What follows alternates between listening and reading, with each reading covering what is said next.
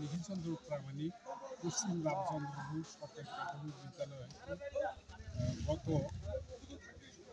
23শে August অবসর গ্রহণ করেছি। আমার চাকরিকালীন সময়ে খুব ভালো লাগছে এবং সবচাইতে আরও ভালো লাগলো আজকে আমাদের এই বিদায় অনুষ্ঠান।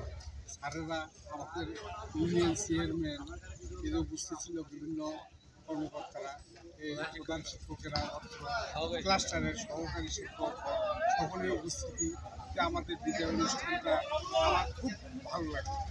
আমি যে কদিন বেঁচে থাকবো কিতাব থাকবো এতে।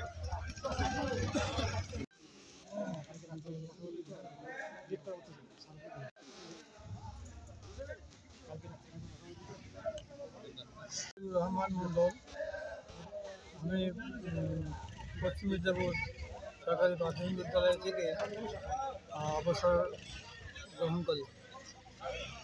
এ বিষয়ে আমার আজকে খুব ভালো লাগলো।